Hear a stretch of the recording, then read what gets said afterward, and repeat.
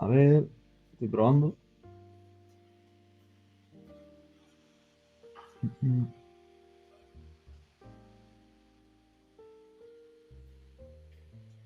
Listo, ya se puede empezar. Perfecto. Así que, Estamos en el cuando aire. quiera.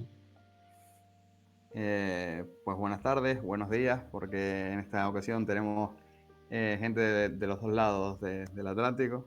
Por ahí darle un saludo a Marcela y a Eduardo y a nuevos otros integrantes, como digo, que se pasan por aquí y vienen desde Galicia, desde el otro extremo del país, en nuestro caso, en el caso de SFL Canarias. Y bueno, hoy traemos un libro, para mí uno de los más especiales, dado el caso y la repercusión que tiene en mi vida personal y supongo que en el resto de las vidas del resto por igual. Es un libro muy recomendado para empezar en esto de lo que sería la escuela austríaca, el liberalismo y demás. A su vez, lo he escuchado como primer libro, ¿no? Como libro de iniciación en infinidad de ocasiones. Por ahí Juan Ramón Rayo dice que no le gusta. Espero tener la ocasión de que me dé las razones. La verdad es que hasta cierto punto da ciertas intuiciones, pero hay algunas cosas que se quedan en el aire. Por ahí hay otros libros que hemos tenido la ocasión de repasar o de ver en este club de lectura y que al igual nos van a servir para entender este libro un poco más. Y esperemos que hayamos tenido buenas ideas y hemos realizado este camino que nos sirva para gozar de La economía en una lección de Henry Huxley. Y bueno, supongo que cada uno habrá leído una edición, porque este libro por Unión Editorial tiene más de 10, si no me equivoco, o 9. Y bueno, hay ediciones antiguas, como las que yo leí en primera instancia, que es de 1965, y la editorial creo que incluso pasó a la historia. Pero bueno, entremos, por así decirlo, en materia. Yo he tenido la posibilidad de revisar dos prólogos de Javier Milei y de Juan Ramón Rayo, que supongo que los conocerán. A Juan Ramón Rayo ya lo he nombrado. Y bueno, Javier Milei, el que no lo conoce, no sé qué hace aquí, por así decirlo. Y bueno, quería un poco más o menos saber de cada uno cuál ha sido su primera impresión o qué le ha parecido el libro, algún hecho histórico o, o cuestión relevante que haya sucedido a la hora de leer este libro en su vida y demás. Yo me guardo la mía para el final, si no les importa. Y bueno, antes de empezar como tal, no sé si alguien quería expresar las primeras intuiciones y demás. Bueno, yo mismo. Vale. eh, la verdad que es un libro que me parece que es bastante bueno en general. O sea, me parece un buen texto. Yo mismo lo comentaba con Matías. También tú sabes que yo suelo hablar con él todos los libros antes de las reuniones. Y, y me gusta lo simple que hace el tema. O sea, me gusta como a raíz de una tesis inicial, ¿no? Que es lo de pues, el sofisma, ¿no? Que él dice del que parten muchas teorías erróneas de la economía pues mainstream y demás.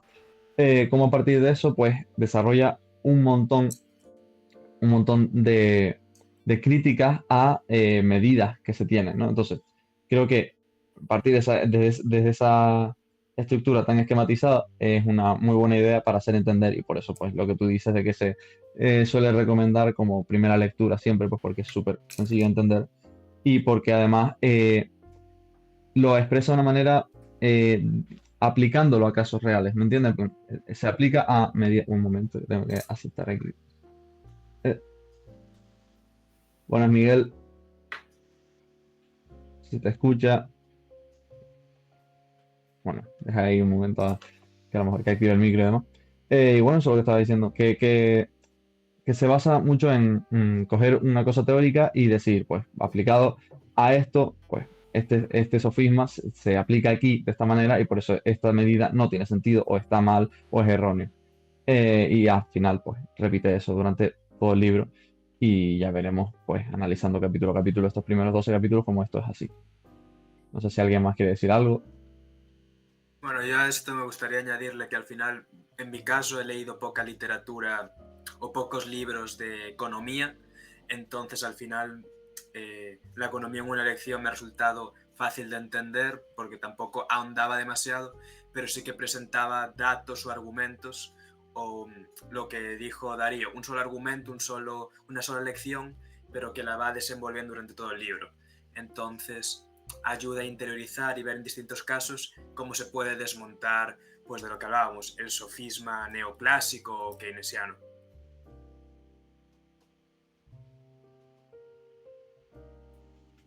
Am, Pues bueno, yo creo que en mi caso, una de las cosas que me gusta específicamente de Hazlitt, yo tengo la edición que trae la de Juan Ramón Rayo, digamos. Todavía no estaba actualizada con la de Milei, aunque nosotros tenemos acá una organización en Guatemala y justo vamos a donar la que tiene la edición de Milei, lo cual me preocupó porque yo deseaba que nadie ganara el sorteo, ¿eh? Pero, pero toca. Entonces, yo creo que uno de los grandes aportes, por ejemplo, para ser un economista tan reconocido en su momento, digamos, de Hazlitt, más allá de la confrontación que tiene con Keynes, digamos, con este choque como el New Deal en Estados Unidos digamos, ser parte de la cara de economistas que le confrontan, a nosotros nos puede servir mucho porque es alguien que se toma la tarea que alguna vez se tomó Tolkien, que alguna vez se tomó Cervantes, que alguna vez se toma, y nos podemos ir para atrás y para atrás, de traducir a la gente el fenómeno económico. Sí, que puede ser con un cuento, puede ser con una canción, puede ser con una sola digamos, estructura que superarse los cristales rotos y demás, pero es que se aplica a todo. Sí, entonces yo creo que en cuanto a mí, el primer impacto que me causó la primera vez que lo leí fuera que un economista tan reconocido y con un historial, digamos, fuerte en inversión y demás, se dedicara el tiempo a dar a entender a la gente cuál es el problema que tenemos cuando los incentivos de los políticos y de los economistas que trabajan para ellos son justamente el despilfarro y el mal gasto, que es algo que podemos entender en casa que no está bien, porque si quiero para mi vejez tengo que ahorrar, pero que de pronto las narrativas políticas y especialmente las colectivistas, bueno, nos vienen enseñando desde la escuela que las cosas son gratis, por decir así, ¿no? Que está bien que alguien te dé cosas gratis. Entonces yo creo que ese es como el primer impacto que me causa, el de un economista tomándose el tiempo para explicarle a las demás gentes y como reflexión personal que esta causa y esta lucha ha sido de cada generación. Entonces yo creo que por ahí va lo mío.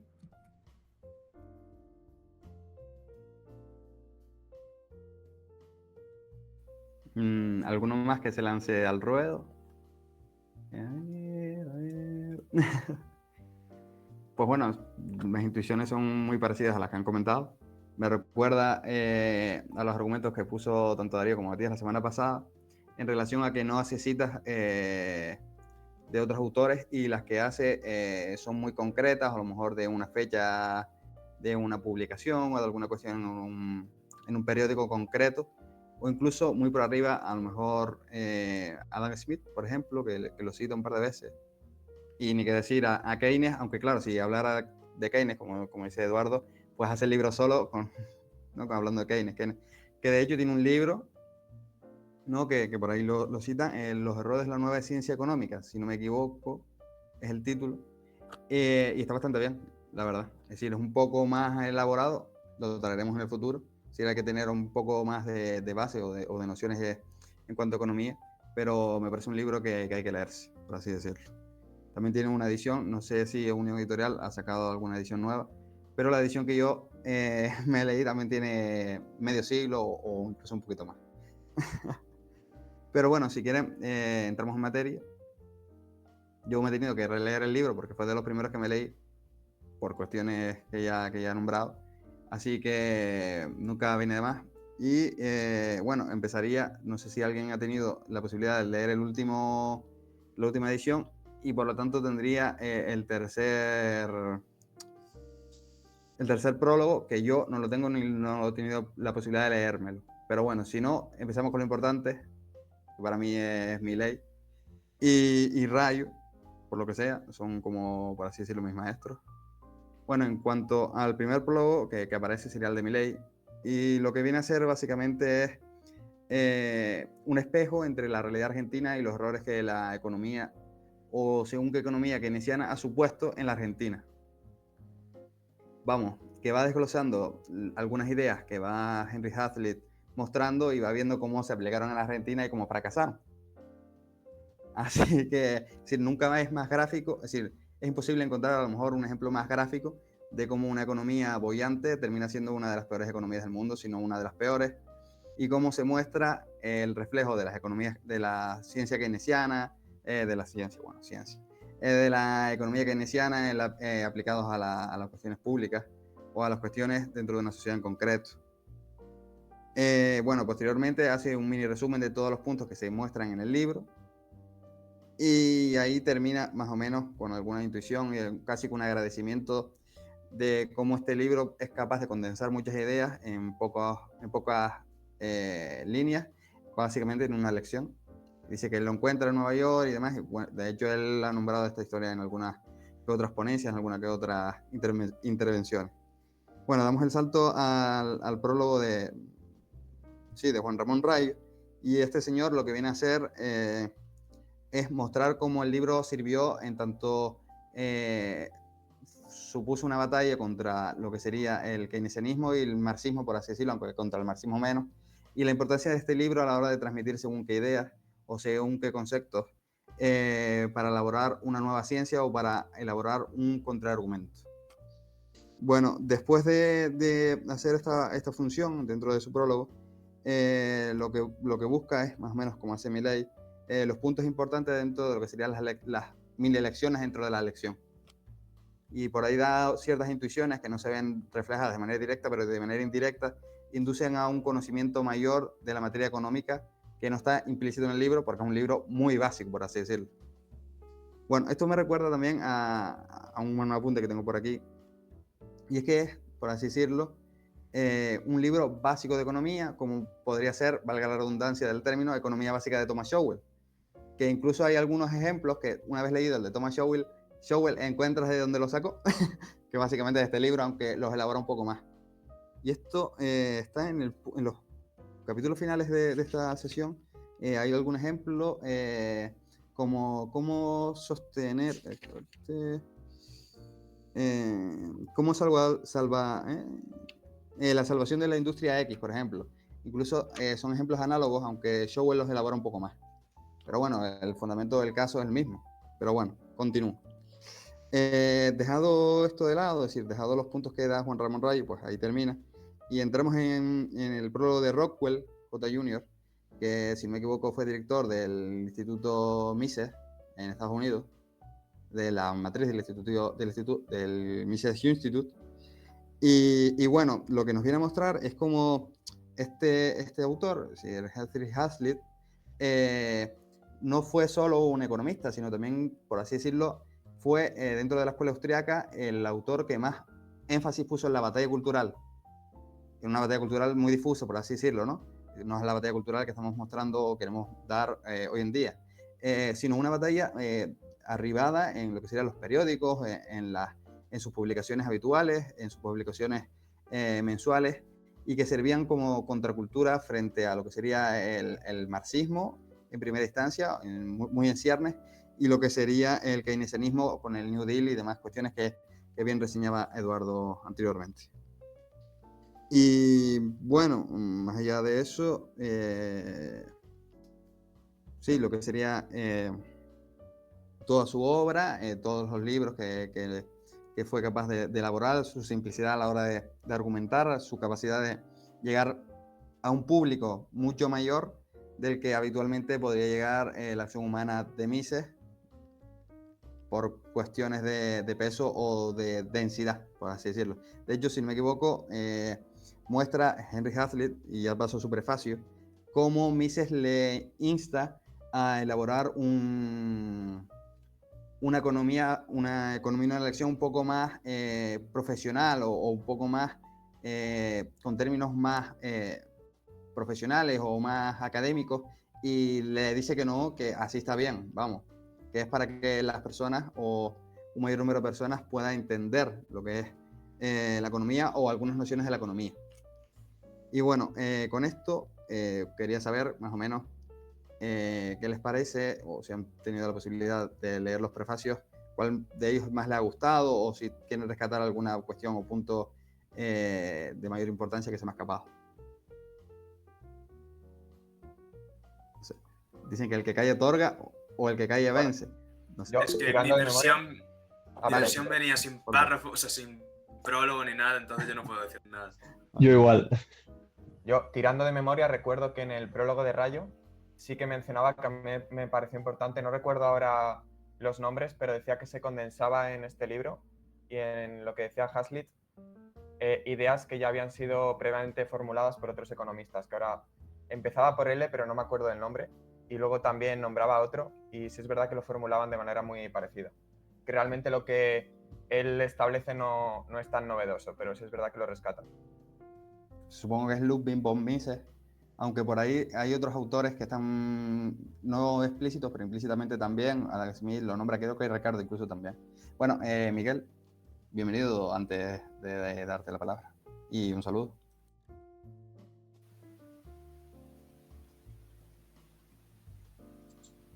No sé si estás hablando, Miguel. No se te escucha. ¿Me escuchas bien? A ver, ¿Habla? no sé, ¿me oye? Uy, creo que se te escucha ahí un poco saturado.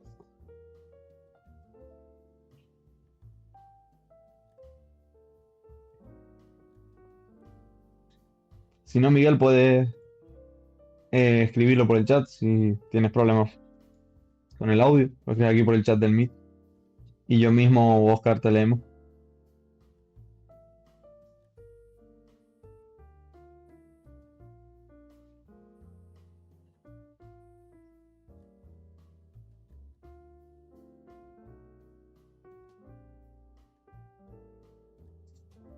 Menos que está escribiendo.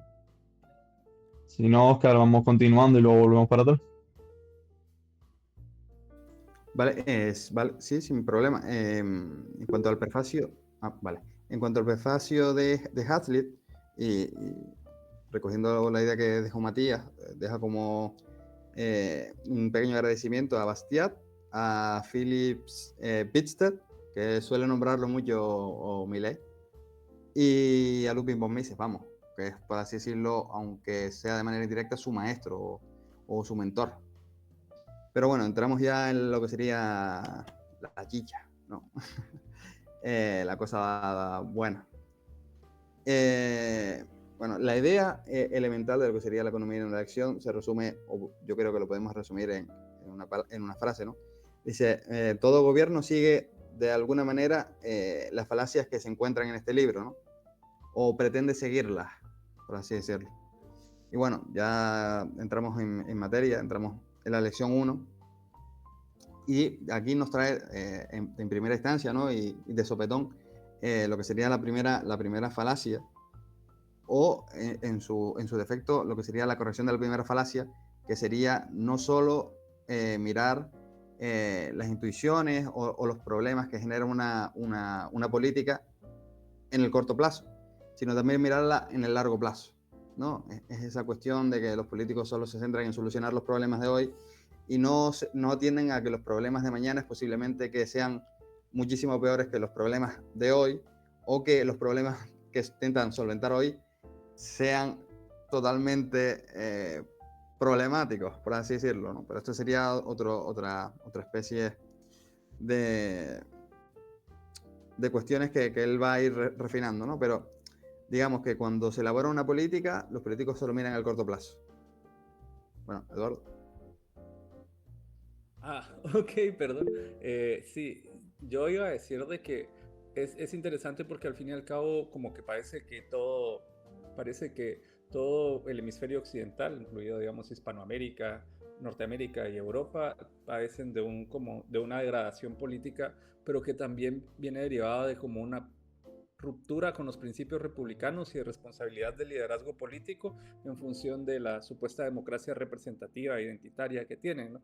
Yo lo veo mucho con el caso de España, me toca estar haciendo informes a veces de España, pero es que de una u otra forma parece que como la mayoría lo es todo, como esta dictadura de la mayoría de la democracia lo es todo, y lo que importa es lo que voten, y ustedes ven ahí ahorita en el caso, bueno, con los 40.000 casos de corrupción que hay en España ahorita, pero esta cosa de simplemente mandar a 5 personas al caño solo para justificar que el jefe de mi hermano, entonces ahora va a tener un derecho ante juicio y nadie lo va a poder, o sea, el mero hecho de proponerlo era para que alguien se fuera a la prisión, pero mi punto es que como la mayoría no se eligió, o uno lo escucha acá, por ejemplo, estoy en Guatemala y uno lo escucha acá con los socialistas que hablan de Venezuela, es que la mayoría eligió a Chávez. Entonces lo que tienen ahora los venezolanos jóvenes tienen que tragarse lo que sus bisabuelos eligieron. Pero quiero decirle, darles absoluto al voto, ¿sí? Hacen soluciones a corto plazo porque saben que les van a dar votos, sin control republicano y sin constitucionalismo americano, digamos. Entonces los políticos tienden a meterse todas estas falacias porque saben que a corto plazo les van a dar votos.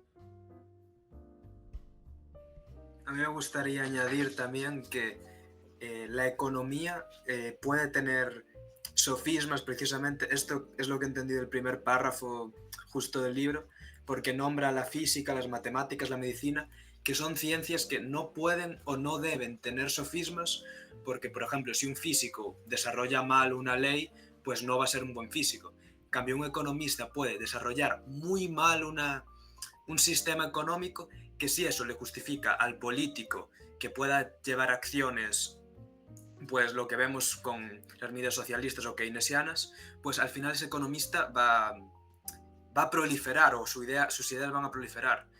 Es por eso que hay que dar una batalla cultural en la economía, en la política y a lo mejor no tanto en la física o matemáticas. Entonces eso es como la justificación previa a luego ya desmentir el propio sofisma. Y bueno, Totalmente de acuerdo. Perdón. no, bueno, di tú que ibas a continuar, yo iba a cambiar un poquillo. Bueno, de hecho, totalmente de acuerdo con Eduardo, y a partir de lo que sería este sofisma se viene a dar las dos batallas, ¿no? Que serían, bueno, batallas no sería el término en cuestión, sino las dos soluciones, ¿no? Que sería la de la public choice, ¿no? Que es posible que a partir de los instrumentos del Estado se puedan corregir estos defectos, o a partir de lo que sería tanto más anarcocapitalista o incluso minarquistas, de que no hay solución posible, lo que hay que es derribar estas instituciones que tienden al defecto o a la corrupción. Pero bueno, dejarlo por ahí porque me parece interesante tanto tu apunte como dar el pase a siguientes libros o a unas posibles reflexiones, ¿no? Y No, bueno, vale, no sé si Eduardo. no, pensaba que habías parado. Fui yo. Pensaba que habías No, bueno, parado y... y Diego, por parte de Diego, es decir, en el grupo, por lo menos de CFL Canarias, hay una batalla cultural, incluso dentro del propio grupo, por cuestiones de matemáticas, física y demás, ¿no? De lo que serían las intuiciones y la fatal arrogancia que suponen las mates o la física como unas ciencias absolutas que pueden determinar todo, pueden determinar la razón última de las cosas o el devenir del mundo, frente a las ciencias sociales de carácter puramente científico, ¿no? Que sería, por así decirlo, en la economía austríaca, que no hace uso de las matemáticas o que hace uso de las matemáticas muy a pesar de o muy en restringidas ocasiones. Bueno, creo que es eso.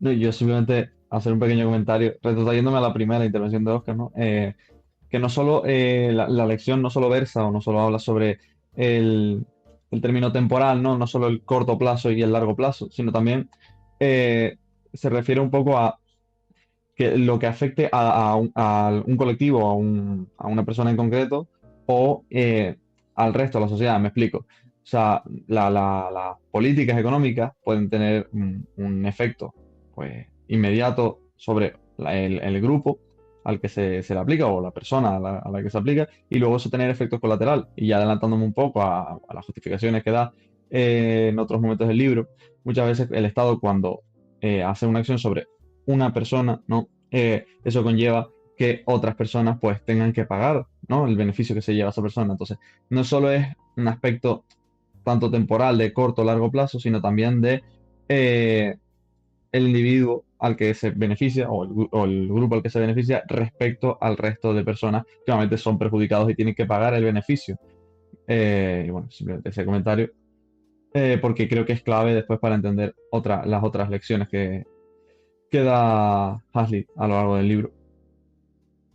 Y no sé si Miguel quería decir algo, pues levantó la mano.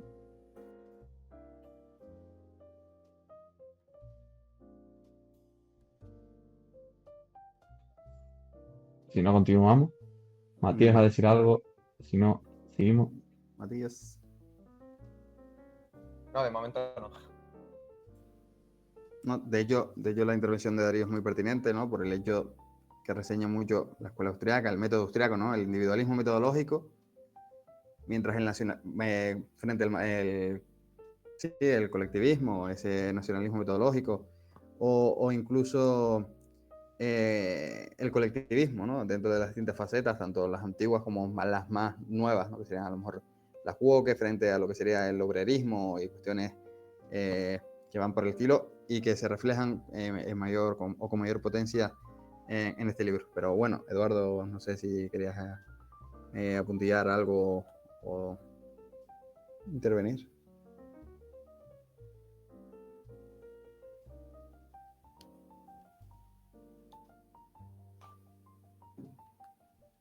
Edu, no sé si tiene problema de conexión o algo, pues se le quedó congelada la imagen. Vale.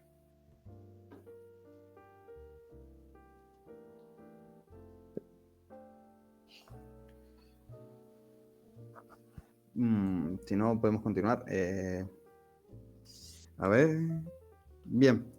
Bueno, seguido de esto, ahora vamos a ir dentro de la lección, pasando por así decirlo, por capítulo tras capítulo, que son muy cortos, hay algunos que tienen a lo sumo 6 páginas, y que algunos van hilados y otros no, entonces van a ser distintas sofismas o distintas ideas. Eduardo. Bueno, No, yo creo que el tiene problema de conexión. vale. El siguiente sería los beneficios de la destrucción, la tan famosa falacia del cristal roto. No sé si le pueden poner un WhatsApp por el grupo o demás. Porque, no sé. Sí, yo le mando algo, tú sigue. Vale, perfecto. Bueno, la falacia del cristal roto, que no sé si ya la conocían o más o menos la podían intuir.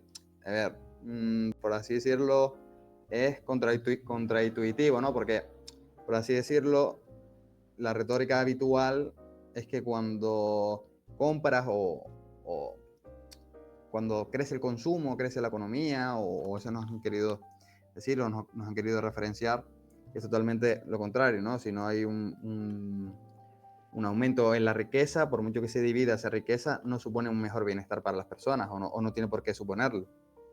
Pero bueno, esta falacia del cristal roto, no sé si alguien la puede explicar, más o menos, si no yo me atrevo a hacerlo a lo mejor un poco más gráfico, además. Yo quiero hablar, no tengo tan prendida la cámara porque mi problema de conexión persiste si tengo la cámara y hablo al mismo tiempo, entonces van a disculpar por ahí ese tema, pero la verdad que eso a mí que por eso no había hablado mayor cosa también, pero justo ahorita que se da reseñar, esta falacia que hacen sobre este beneficio invisible, ¿verdad? Porque al final se enfocan solo como en efectos inmediatos y que entre comillas son visibles dentro de una política económica. El problema es que, como lo explica Henry Hazlitt, es que no se considera, digamos, las consecuencias que hay ocultas, digamos, a largo plazo y cómo ese beneficio que pueden tener algunos sectores porque hubo un cristal roto, lo está dejando de percibir otro sector, ¿verdad? Es decir, hay un beneficio a costa de otro sector. Y eso se ve claramente cuando, por ejemplo, el gobierno empieza a subsidiar a una industria por encima de la otra, ¿no? Porque hay un beneficio visible en que esa industria está recibiendo dinero y por lo tanto está produciendo empleos, pero lo que no se ve es que esos fondos al final provienen de impuestos que lo que están haciendo es reducir el ingreso disponible para el resto de la economía. Entonces, al final lo que termina pasando es que se disminuye la inversión y se afecta a los otros sectores que no están recibiendo ese subsidio y por lo tanto el mercado está sufriendo, digamos, está distorsionando el mercado, por así decirlo, ¿verdad? Y estás frenando el crecimiento de otros sectores. Entonces, yo creo que este a mí particularmente es como mi capítulo favorito, para ser sinceras. Porque además es ampliamente conocida, digamos, la falacia de la ventana, yo la conocí como la ventana rota o los cristales rotos. Sí, yo por igual lo conocía por ambos términos, porque si no me equivoco, Henry Hazlitt le daba una pulidita, ¿no? Es decir, así se lo mejora la idea que pone en boga Bastiat. Entonces creo que de uno a otro cambia el término, o incluso por traducción, creo que hacen acopio de las dos formas. Pero bueno, en el caso, creo, Marcela, que lo ha explicado muy bien. Y que además de ser un buen ejemplo, es muy gráfico. Es decir, es que ves cómo el niño rompe el cristal o la persona rompe ese cristal y cómo todos de alguna manera se alegran para después salir perjudicados sin darse cuenta, o dándose cuenta las personas que han leído este libro o algún otro libro relacionado que siga las mismas intuiciones. Bueno, Miguel, tu turno. A ver, creo que ya mejoró un poco, ¿no? El audio. Perfecto, ¿Qué se te tal? escucha. ¿Qué tal? Gusto saludarles desde Venezuela. Con respecto a tres cositas que tocaron antes que no pude intervenir. Primero es lo que estaban tocando de la gratificación instantánea. La sociedad está ávida de esa gratificación instantánea, de ese regalo inmediato, de que queremos todo aquí y ahora. Y entonces los políticos, y con el mínimo esfuerzo además, ¿no? Aquí ahora con el mínimo esfuerzo.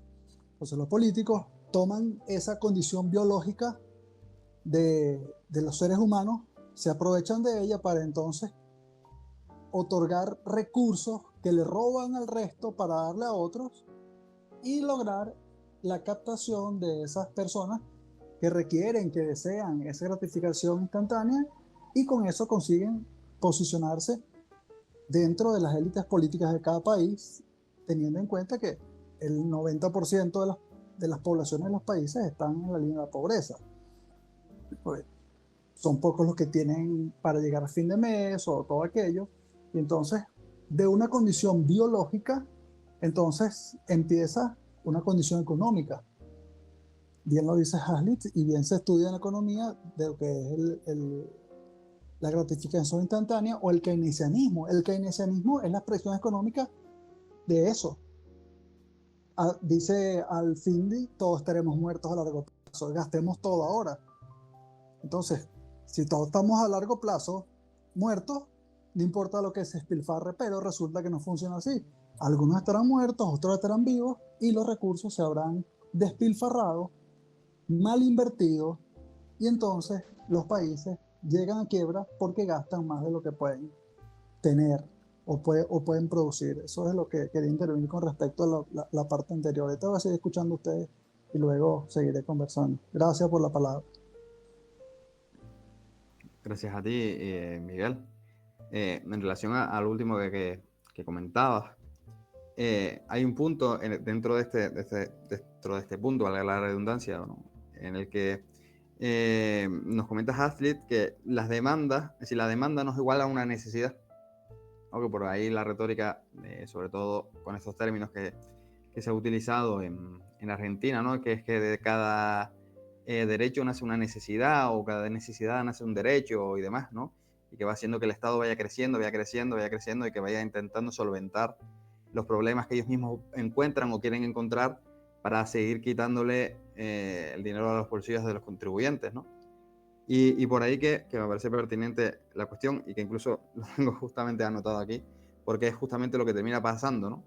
Es decir, que empieza a crecer el Estado intentando solucionar problemas que no existen, o trayendo al corto plazo cuestiones que tienen que o que necesitan de un cierto bagaje, ¿no?, de una cierta predisposición o de un cierto tiempo para lograrse. Es decir, Roma no se construyó en 2 días, como se suele decir, ¿no? Aunque los keynesianos creen que en -1 o en 1, o -1, ¿no?, con esto que tuvo algunos bancos centrales de coste de interés, ¿no?, que en -1 día se puede construir Roma. Pero bueno, esto sería punto de otro libro.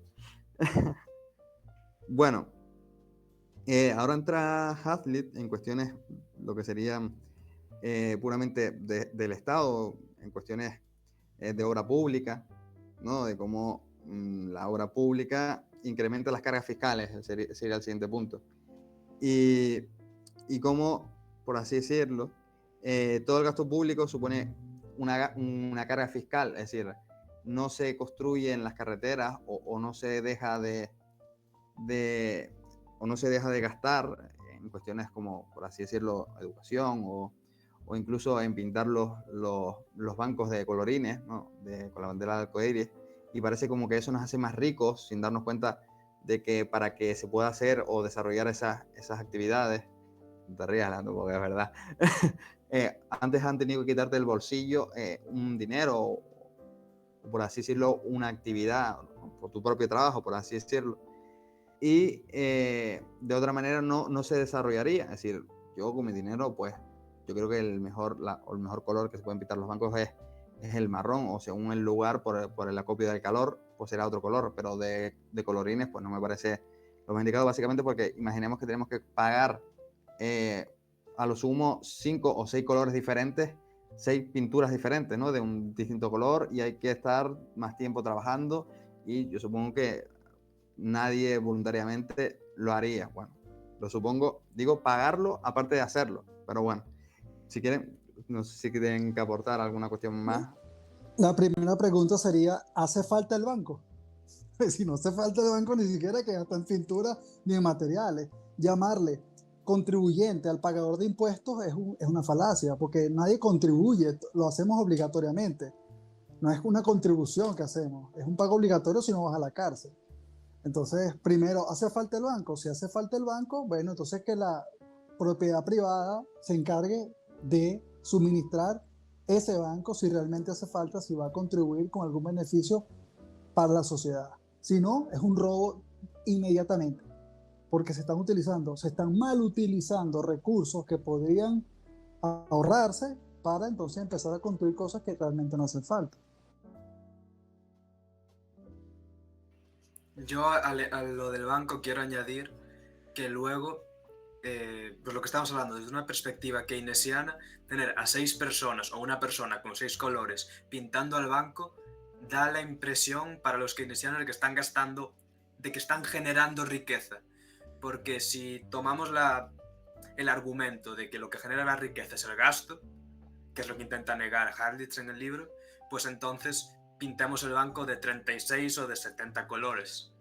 Y por eso mismo. Y luego, con lo de hace falta el banco, luego aquí también podríamos hablar, no quiero desviar mucho del tema, solo es un breve apunte, de la monopolización del Estado de la vía pública, porque yo, por ejemplo, en mi portal de mi casa no puedo poner una silla o un banco porque estaría invadiendo propiedad del Estado y me lo podrían retirar.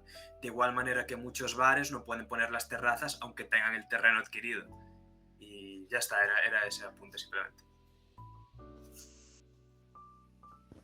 Pues gracias por contribuciones amplias. Es decir, justo nos deja en un punto que yo veo reflejado a lo largo de todo el libro, y es como Hazlitt intenta marcar un límite en la actuación del Estado, ¿no?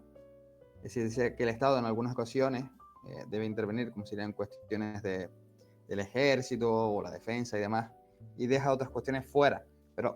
Y siempre nos encontramos con este problema, y es que ¿quién marca los límites del Estado? Es decir, ¿quién le pone límites al Estado cuando es el Estado el que tiene el monopolio de la fuerza o tiene el Pero monopolio? es que el Estado no existe, son los políticos. El Estado como no es un ente entelequio, una entelequia que existe, son políticos que conforman instituciones y toman decisiones. El Estado por sí solo no existe, entonces son ellos, basados en su propio beneficio o en el beneficio de los que contribuyeron a sus campañas para poder llenar los bolsillos de nuevo. Entonces dicen, bueno, tú me financiaste la campaña, yo te voy a hacer que tengas un contrato para hacer el banco y tú para que lo pintes. Entonces no es el Estado. Cuando hablamos del Estado de una forma heterogénea, entonces ya empezamos en un error. Tenemos que ponerle cara y nombre a eso que llamamos Estado. Y son los políticos que toman decisiones, o municipales, o provinciales, o estadales, o departamentales, y luego vienen los que son a nivel nacional, ¿no? Entonces hay que ver quién es el que realmente está metiendo la mano en los bolsillos de esas personas que se parten el lomo para pagar impuestos. Sí, justamente esa es una visión. La otra visión sería la de Hazlitt, que existe como una especie de contrato social o una disponibilidad de intereses mutuos por el cual se puede lograr o llegar a ciertos consensos para según qué políticas y demás. Yo personalmente comparto la postura de Miguel. Pero bueno, no está de más porque por ahí parece que es todo el liberalismo una cuestión homogénea o que todos partimos de las mismas bases y justamente no es así. De hecho, podríamos decir que Harry Hazlitt es un tibio socialdemócrata en algunos puntos. Pero bueno, no sé si Eduardo... sí, bueno, yo terminando este punto tenía apuntado otra de los puntos o contribuciones importantes de este apartado y del libro en general, que es un poco la idea nuevamente de Bastiat, ¿no? Y sería esto o esta frase tan repetida de lo que se ve y lo que no se ve, ¿no? Lo que se ve de cuando se hace ese puente que nadie ha solicitado y lo que no se ve del puente ya realizado, ¿no? O incluso cuando habla de el desarrollo de las viviendas estatales. Si lo que se ve cuando tú puedes cruzar el puente todos los fines de semana, o todas las semanas, o todos los días de la semana, algo así, si no recuerdo mal, nombra Hazlitt, y lo que no se ve de por qué se hizo el puente en ese lugar, lo que costó hacer ese puente, cuáles eran las alternativas para hacer un puente más eficiente, perdón, y más demás cuestiones que entran e inciden en este punto. Lo que se ve y lo que no se ve. De hecho, ya hemos tenido la posibilidad de seguir esta línea o esta idea en otro anterior directo, en otra anterior cita, que fue sobre la ley de Bastiat, que fue, de hecho, si no me equivoco, el primer libro que traímos al club. El primero del Nacional, cuando era solo Canarias. Es cierto. Era. Vale, gracias Sí. por... pues eso, no sé si les gustaría incidir en esta idea, la verdad que me parece muy interesante, por el hecho incluso de lo que comentaba Miguel, ¿no? Tú ves que hay un banco, pero no ves si el banco alguien lo ha solicitado, tú solo ves ¿no? Es decir, ves la idea hecha realidad, es decir, el banco. ¿Alguien ha solicitado al banco? Pues no lo sabemos. Si lo hubiera sido mejor en vez de un banco tener otras posibilidades, posiblemente. Pero las garras del Estado, por así decirlo, que como bien dice Miguel, y es importante que lo tengamos en cuenta, no es una entelequia, si no existe. Si el Estado son personas, son políticos, por así decirlo, incluso no solo políticos, viendo el caso que referenciaban anteriormente, el caso español, y bueno, supongo que habrá otros casos de corrupción en otros países distintos que hacen que el Estado sea más allá de los políticos. Pero bueno, me parece interesante este punto y creo que hay que tenerlo en cuenta. Bueno, siguiendo con distintas ideas que nos muestra Hazlitt, el hecho de que los impuestos frenan la producción o que hacen la producción más ineficiente, ¿no? Que sería un símil y que hemos nombrado ya, ¿no? Es decir, el hecho de que se utilicen unos recursos no de acuerdo a lo que el mercado rige, que serían las distintas intervenciones de las personas o los distintos designios de las personas a partir del libre intercambio de sus acciones o de sus bienes, hace más ineficiente lo que sería el desarrollo de la vida común, de la sociedad, por el hecho de que si tú no actúas de acuerdo a lo que quieras, sino porque te lo imponen, pongamos el caso del club de lectura en el cual estamos ahora mismo, si tú en vez de estar aquí voluntariamente hay un fusil detrás de ti pidiéndote que vengas al club de lectura, pues yo creo que los ánimos ni la predisposición sería la misma, ¿no? Y por ahí que creo que tenemos que extrapolar este caso que es un poco, o este ejemplo que es un poco tonto, a los casos del Estado, que es muchas veces lo que hace Hazlitt. Dice, cómo un hecho particular se muestra como algo lógico y cuando se extrapola a cuestiones relacionadas con el Estado parece una locura, ¿no? Es decir, cómo tú puedes ver, y esto nos traería un punto posterior, pero me viene ahora a la cabeza, que es lógico que ciertos precios del aluminio crezcan, pero cuando entra la retórica del Estado y te dice que hay que fijar un precio mínimo para la fruta, ¿te crees que esto es el fin del mundo? Bueno, dice la agricultura, ¿no? ¿Te crees que esto es el fin del mundo? Pues bueno, viene a ser el mismo caso. Lo que pasa es que hay una retórica detrás que va consolidando una serie de falacias que van haciendo que las personas piensen de determinada forma y que el pensamiento totalmente contrario, parcialmente contrario, parezca el fin del mundo, ¿no? Y eso se va inquilosando lo que sería la sociedad, en el hecho cultural. y va a redundar en lo que sería el fin de una sociedad, el fin de una idea. No sé si tienen alguna intuición o tienen alguna cuestión que aportar en relación a este punto. Y no podríamos continuar. Sin Bueno, problema. hay una frase que dice dato mata relato, ¿no? Y entonces, siempre que se fijan precios, márgenes de precios mínimos o máximos por parte del Estado, va a crear un entorno totalmente destructivo para cualquiera de las partes, tanto para el productor como para el consumidor, porque al final son esas dos partes las que tendrían que, poniéndose de acuerdo libremente, determinar cuánto vale para cada uno el producto que se está comercializando. Entonces, al fijar precios, de un lado sería un precio máximo o del otro lado un precio mínimo de venta, estaríamos interviniendo en el mercado y haciendo un ruido en la comunicación del mercado. Además de eso, hay una frase que dice: la demanda es la que manda. La demanda es la que manda. Si alguien está demandando un bien, esa persona o ese colectivo, o sea, desde el individuo hasta la sociedad, se pondrá de acuerdo y determinará cuál será el precio al que cada uno querrá adquirir ese producto, porque algunos tendrán, sí, cierta demanda, pero otros tendrán mayor demanda de la que puede tener alguno de nosotros. Entonces, cada quien valorará, de acuerdo a su demanda, el precio que estará dispuesto a pagar.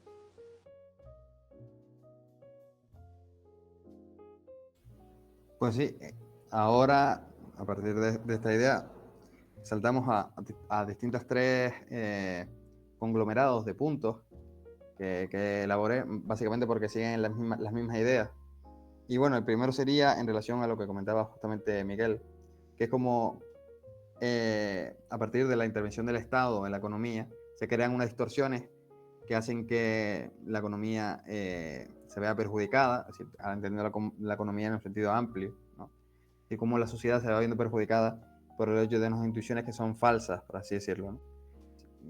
Y ahí entramos en cuestiones como el crédito fácil, ¿no? Que lo nombra en un punto, ¿no? Cómo se facilita el crédito, cómo el Estado facilita el crédito por según qué intuiciones de los políticos o según qué ideas que los políticos entienden como correctas.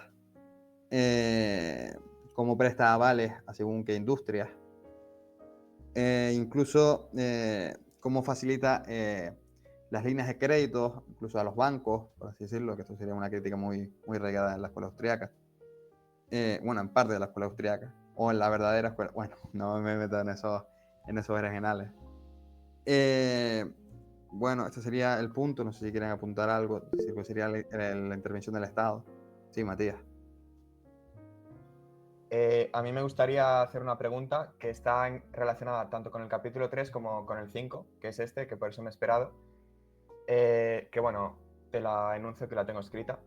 ¿Por qué al Estado le interesa desviar el capital en obras públicas innecesarias o dar préstamos a proyectos de éxito improbable, arriesgando el dinero público? ¿En qué se beneficia al Estado de perjudicar la riqueza y la economía nacional? No sé si a alguien le gustaría contestarlo. Pues, Yo creo que sencillamente Miguel dio la porque respuesta. Por meten favor. la mano, Favor. meten la mano en el bolsillo de la gente y no arriesgas nada. Cuando no arriesgas nada, no tienes nada que perder, no te importa a quién le va a tocar la mayor parte, el mejor beneficio, si va a quedar bien, si va a quedar mal, porque no arriesgas nada. Al no arriesgar nada, es como que si tú pusieras una venta de limonada y te arriesgas a que se te pierdan los limones, se te pierde el hielo, se te pierde el azúcar. En cambio, al Estado digo a los políticos, cuando digo Estado hablo de políticos directamente, a los políticos no les importa porque hay tres formas de gastar el dinero: el dinero tuyo en ti, el dinero tuyo en otros y el dinero de otros en ti o en otros. Entonces, el dinero de otros gastado en otros es un despilfarro a mano llena, no le importa. Sí, es eso justamente en una u otra forma, ¿no? Al fin y al cabo, hay una frase ya que he mencionado yo varias veces a Milei, pues es que con culo ajeno cualquiera es puta. Sí.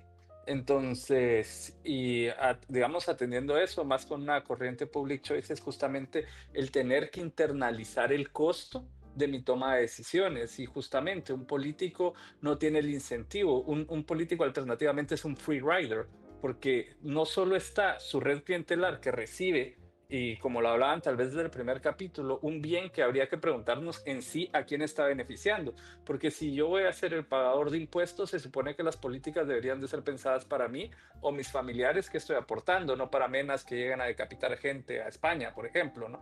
Entonces, el orden de interés del político se va a mover en función digamos, las acciones extractivas que pueda hacer. Y para eso tiene sus secuaces, que serían las estructuras mercantilistas, que no son empresas. O sea, también hay que aclarar que si tú tienes una institución que se hace pasar por privada, entiéndase una ONG o una constructora, en ninguno de los dos casos es privada si vive exclusivamente del gobierno. Sí, una ONG no puede ser ONG, no puede ser no gubernamental si vive del dinero del gobierno. Realmente es una, digamos, intromisión mercantilista de esa institución. Del gobierno que distribuyen los políticos, porque el dinero sigue siendo Sí, de las personas que pagan los impuestos. y aún así cooperan desde el sector pseudo privado. Sí, yo no dejaría solo en políticos el asunto, porque hay agentes exógenos al gobierno en cuanto a formación del gobierno, por ejemplo, desde ONU hasta otros tipos de organizaciones, ¿no?, que reciben directamente dinero del contribuyente, no indirectamente dinero del contribuyente, ¿no? Pero me decían, no, es que la ONU no cobra impuestos. No, a vos te cobran impuestos para después darle las aportaciones a una institución en la que no puedes estar si no darles aportaciones. ¿Y de quién vienen? Del contribuyente. O, por ejemplo, constructoras, ¿no? Constructoras que se hacen vender como empresas, pero que todos sabemos que son amigos de los políticos que toman la decisión, que están tomando el culo ajeno con nuestro dinero, ¿no? Y entonces lo están dando. ¿A quién? Pues obviamente hay una...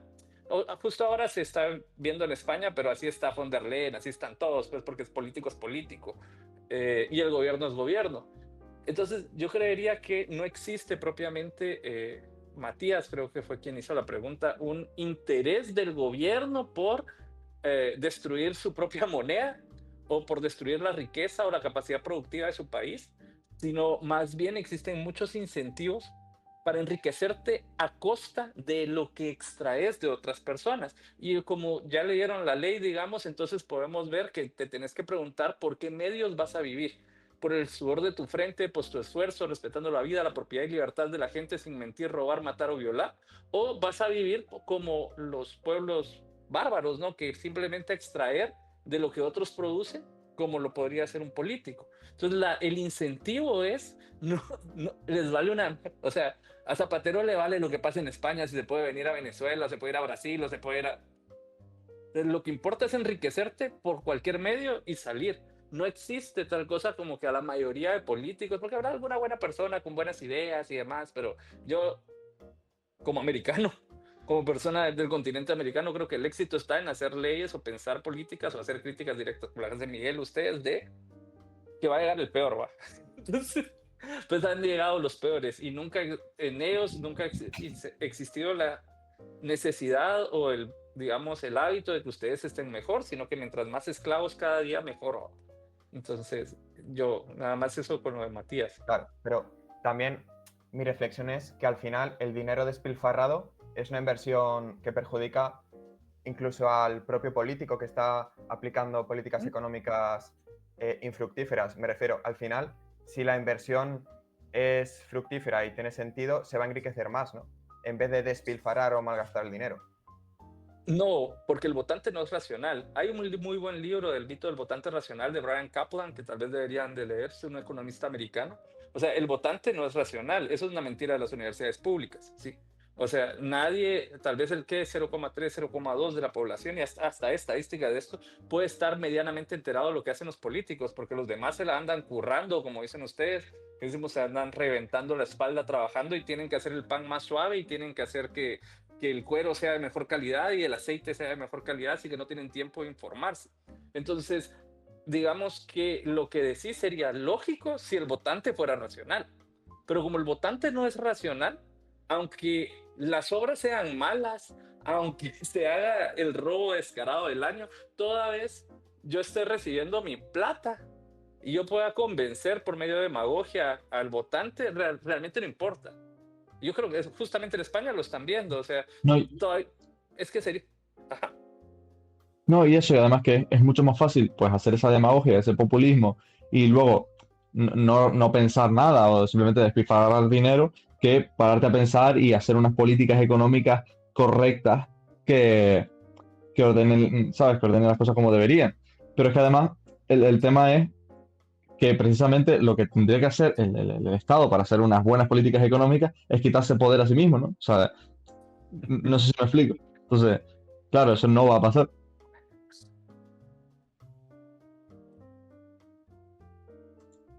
Pero sigue, sí, ya sabrás el apunte ese. No sé si habías Sí, no terminado. sé.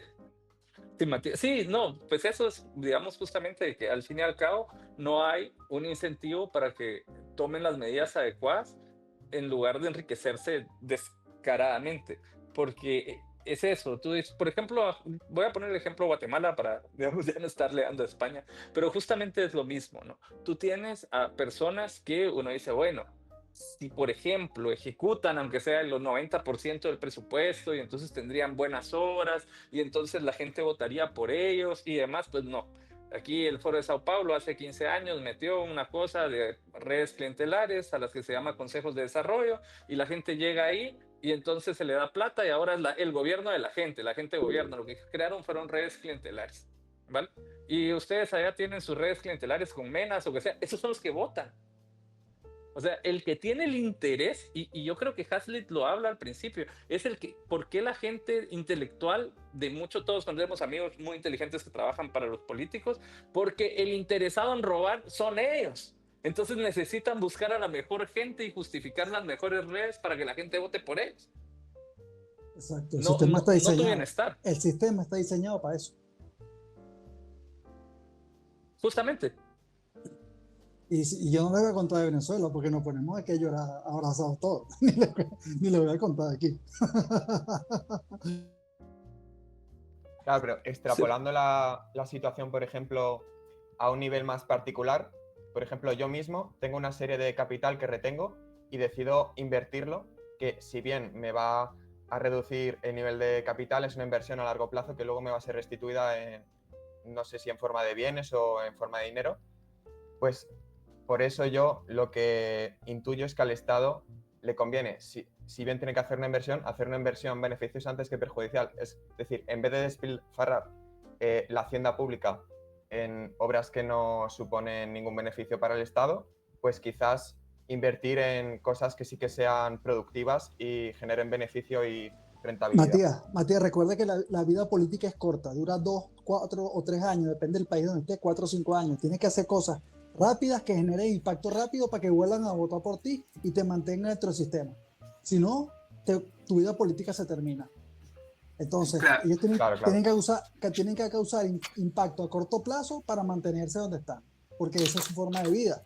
Así como cada quien va a mantener, tú en la universidad tienes que mantener tus notas para poder mantenerte elevando el nivel, o en un empleo tienes que mantener tu ritmo de trabajo para que te mantengas en tu empleo. Igual son ellos. Ese es su trabajo desde el punto de vista político, que no es exactamente el mejor punto de vista del ciudadano que paga impuestos. Claro, yo lo que iba a entonces, decir. su enfoque sería el corto plazo, ¿no? Keynesianismo puro, corto plazo, keynesianismo puro y duro, cortoplacismo. Y también tal vez agregar que el incentivo desde la perspectiva privada no es el incentivo desde la perspectiva pública. O sea, tú de una u otra manera deberías de incorporar, o sea, definitivamente tú mismo, si fueras empleado público, tal vez tendrías otra opinión. Sí, y es esto, o sea, al fin y al cabo, cuando digamos que esto es más como de la línea de Hannah Arendt y cómo tú vas cediendo por comodidad de que a ti te van dando, entonces no te importa lo que le pasa a los demás. Pero en un sentido propio, tú estás pensando por ti mismo y lo cierto es que la media de personas que trabajan en los gobiernos no les importa, porque ellos tienen garantizado que eso a lo que le denominan conquistas sociales o sus inversiones, si se le puede llamar inversiones, a la mitad de cosas en las que se gasta el dinero del gobierno, no necesariamente, y ese es el punto, no necesariamente atienden al orden que tú entiendes desde lo privado. Sí, esas personas no, no están por optimizar nada, no están por ahorrar nada, porque No saben que arriesgan tú, nada, porque no arriesgan porque nada. tienen, ¿cuánto? 36 millones de esclavos en España que van a pagar por ellos las decisiones de ellos, y lo saben. Sí, ahora Claro. les están viendo si les van a... ¿De dónde? Pero ¿y cómo va a hacer eso? O sea, gastan en las pensiones. Les vamos a dar, porque como...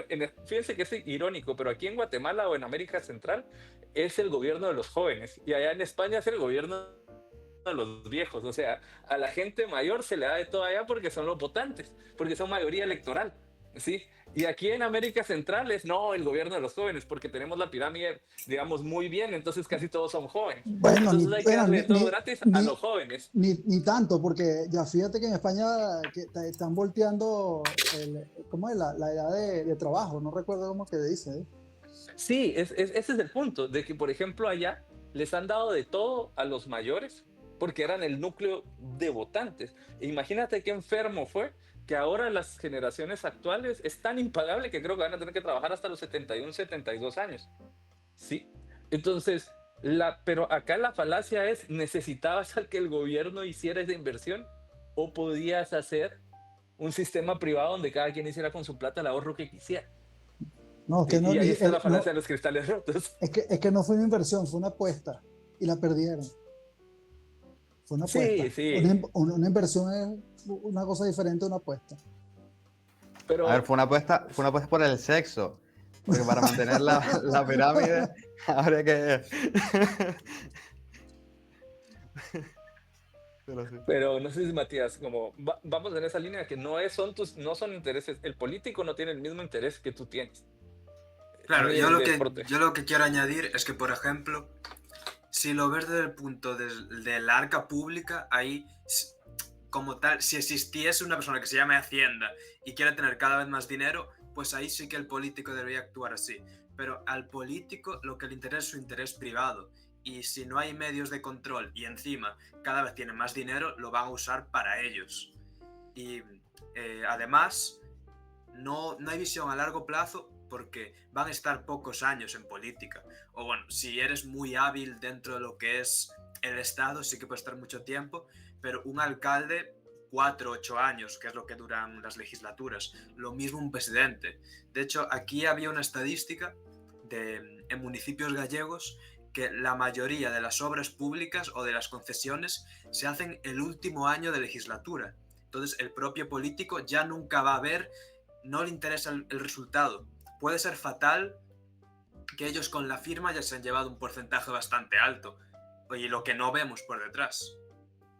Y estimo que en otros países y en otros sistemas pasa lo mismo, que el último año los políticos se apresuran a aprobar muchas leyes o a aprobar muchos acuerdos y por muy mal que vayan, a lo mejor no votan al partido, pero tú ya estás fuera del partido, te da igual. Yo optaría por negar la mayor, por así decirlo. Y es que hemos supuesto que existe una riqueza nacional, ¿no? Por decirlo de alguna manera. O que todos dentro de esta riqueza nacional, en el caso de existir, tenemos los mismos intereses. Es que supongo que no tiene los mismos intereses el vidriero que el que le acaban de romper el cristal, que es el tema. Entonces, podemos determinar que no se rompa el cristal es bueno para todos y nos hace a todos más ricos. Pero en el caso de que tengamos dos opciones o más opciones, ¿cuál hemos de elegir? ¿Hacer un ministerio de la mujer? ¿O incrementar el gasto un 5% en defensa? ¿O utilizar ese dinero para mejorar la educación pública? ¿O ninguna de todas? Que sería el caso más o menos que puedo intuir que elegiríamos aquí, ¿no? Pero vale, el político tiene que asignar unos recursos y que, como bien dicen, va a determinar si vuelve a ser el que elige, dónde pone el dinero o no.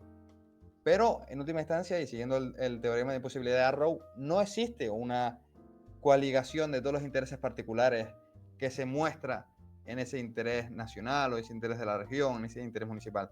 Existen muchos intereses que se van determinando en las relaciones interpersonales, pero no existe ese interés general. Y de ahí que creo que antes de inferir en las cuestiones que han comentado, hay que tener en cuenta eso. Y ya después, sí, mirar de cómo es posible que alguien pueda ser tan corrupto como para derrochar el dinero público en según qué cuestiones. Pero no siempre es evidente que se está derrochando, porque es posible que tú estés haciéndolo por el bien de según qué colectivo o el bien de según qué persona, que en última instancia lo que estás haciendo es pues fastidiarla más. Y un caso en concreto pues sería a lo mejor el tema del el aumento de las penas, o no es el aumento de las penas en sí, sino el ajustar las penas de los violadores a los abusadores sexuales en España, que supone que sí, todos van a ajustarse y que el hecho de maltratar y de violar a una persona no sea lo mismo, bueno, sería en el caso de la mujer, que violar solamente. Y claro, eso es beneficioso, pero lo que no tuvieron en cuenta fue que eso haría que las penas se vieran rebajadas para según qué reclusos. Claro, eso era beneficioso, sí, pero no para todos. Hay personas que en vez de ver a esa persona en 20 años en la calle, lo va a ver ahora en 10 o en 15. Y eso evidentemente podemos entender que pudo ser o se entendía como beneficioso, claro, lo que de manera directa podríamos ver, pero de manera indirecta, no. Y bueno, Matías, no sé si... Sí, claro, estoy de acuerdo en todo, pero solo quería matizar que yo no establecía tanto un bien común, que es lo que postularía el comunismo, por ejemplo, sino más bien lo que dice Hazlitt en el mismo libro, que es que el fin de la economía es mejorar la producción. Entonces, si tú estás en el Estado, yo lo que pensaba, que ya he visto que no, porque estoy de acuerdo con vosotros, es que a lo mejor al político lo que le interesaría es mejorar la producción nacional en general. Pero nada, solo eso. No, si interesarle le interesa. La cuestión es los medios por los cuales él va a dilucidar cuál es la mejora en la economía, es decir, cómo se llega a esa mejora, que es ahí donde se mete la pata, porque él no lo puede saber, que ese es el problema. Es decir, que es lo que viene a decir la escuela austríaca en primera instancia. Es decir, el político no es un ángel, poderle yo ser un político, como dice Mises. Es decir, cuando es un empresario y pasa a ser político, no se convierte, sino tiene un aura que le da la posibilidad de saber qué producir, cómo producir, para quién producir, por así decirlo. De qué forma, cuál es la más óptima y demás. Y además sigue teniendo todos sus intereses personales de amigos, contactos y lo que le interese a él. O Y sea, amigas, que no... amigas también, queridas también. Ahí, sobre todo en el caso español últimamente, a mí Exacto. Sábalos. Pues exacto, sí. Y bueno, no sé si querían apuntar alguna cuestión más, y si no, pues daríamos por terminada la reunión de hoy, que ha sido bastante enriquecedora. Que no todos los políticos les interesa subir la gente, ¿no? O sea, por ejemplo, acá en América Latina, descaradamente te dicen que si dejan de ser pobres, entonces dejan de votar a la izquierda. Porque como pueden comer, entonces pueden pensar por ellos. Y lo dicen descaradamente, o sea, no es como que lo van a decir escondidos, no, lo dicen en sus seminarios, ¿sí? O sea, si la gente tiene dependencia del gobierno, evidentemente va a votar por la izquierda. Si la gente no tiene dependencia del gobierno porque el país es rico, es productivo y competitivo, entonces la gente no va a votar por la izquierda. Al fin y al cabo, es una cuestión de no sé cuántas de las personas que están recibiendo una pensión en España votarían por Vox, por ejemplo. Y no estoy diciendo que Vox sea perfecto ni nada, pero entendiendo que dentro del espectro de postulados que hay, tal vez es el único que se atreve a enfrentar el establishment de Bruselas. Pues bueno, a partir de eso, no sé qué tanta persona dependiente de los programas va a ser capaz de votar en contra de eso, ¿sí? No sé cuántos beneficiarios de los esclavos en China de Temu, entonces vienen de las escuelas de reeducación voluntarias, alias campos de concentración, están dispuestos a dejar de comprar en Temu para ¿sabes? Como para poder seguir viviendo su vida y demás. No sé cuántas personas en los campos de concentración nazis estaban dispuestas a recibir cosas baratas, ¿sí? O dejar de recibir cosas baratas a cambio de que hagamos lo correcto, ¿sí? Entonces, no necesariamente, digamos, los políticos, incluso teniendo algunos, porque habrá alguno, porque yo conozco de hecho a personas que son de nuestros propios movimientos que están intentando instaurar o entrar en la política de alguna forma, o think tanks o lo que sea, pero hay políticos que abiertamente y descaradamente te dicen que no, que la gente tenga riqueza es mal plan, y pueden buscar a Petro, a Claudia Sheinbaum, a Lula Silva, y o sea, lo han dicho así, como que Pedro Sánchez diga que está mal que hayan privados y autónomos porque ya no van a votar por la PSOE. Así, en un seminario nacional, así lo dicen aquí en América Latina. Los nada más hijos, ese apunte. los hijos del socialismo del siglo XXI. Los hijos de Chávez son esos. Sí, el grupo de Puebla, ¿no? Y todo eso, pero sí, lo dicen abierta y descaradamente. Sí, Bueno, aún eso nada más para Matías.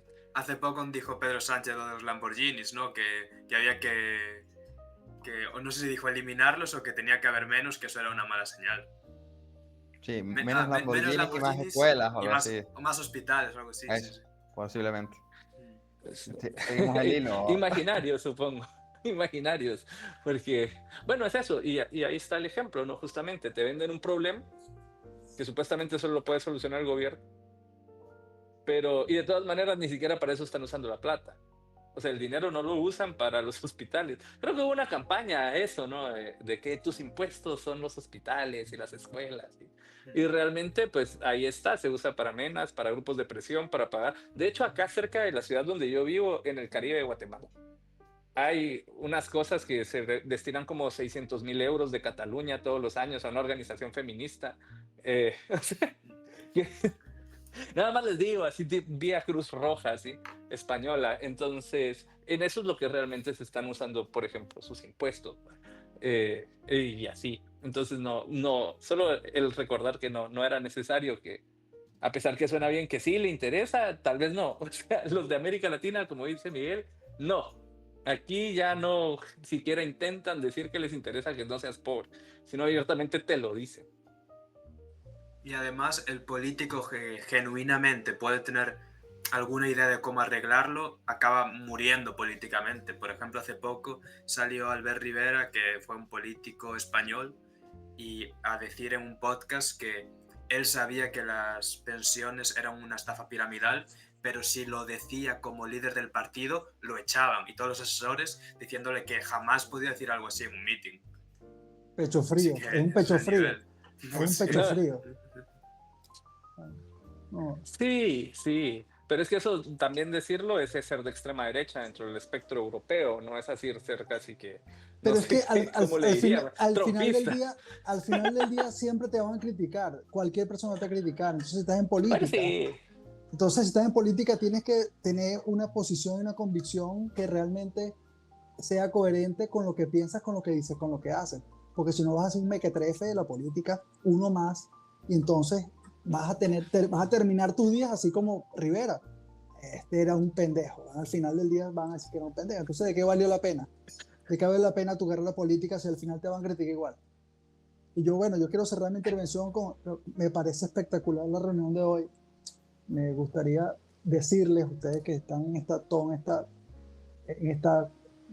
vorágine de batalla cultural, que tomen espacios, vayan a colegios, porque hace falta que este libro, específicamente La economía en una lección de Henry Hazlitt, se enseñe, se les vuelva a mostrar a los muchachos en los colegios, en la secundaria, que se les enseñe la economía en una lección de Henry Hazlitt, para que cuando vayan creciendo sepan de qué están hablando de la economía de la vida real, porque esto hay que llevarlo a instancias de más jóvenes que ustedes.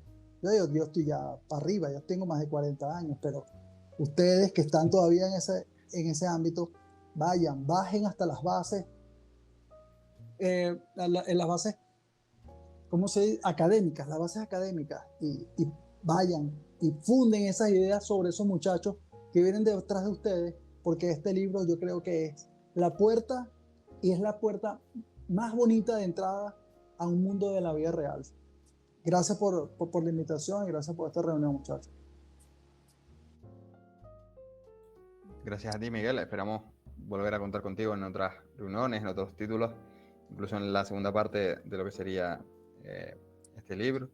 Bueno, no sé si quieren ir más o menos todos cerrando la reunión con alguna intervención más o menos rápida, para que nos pasamos más o menos del tiempo. Bueno, yo creo que ya hay un... Sí. March,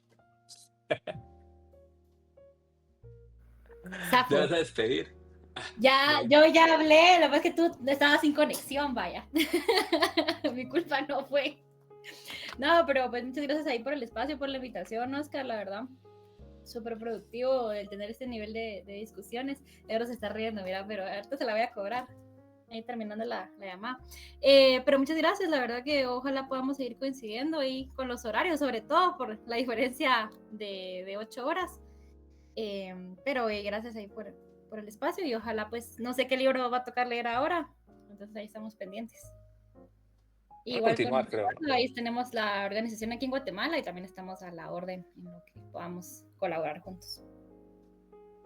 Bueno, justo aprovecho para decirlo, ¿no? Para la próxima semana sería ya terminar este libro.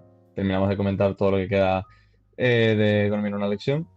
Y ya en esa reunión pues anunciaremos lo que sería el siguiente libro. Y bueno, esa es la dinámica para los más nuevos, que son casi todos aquí.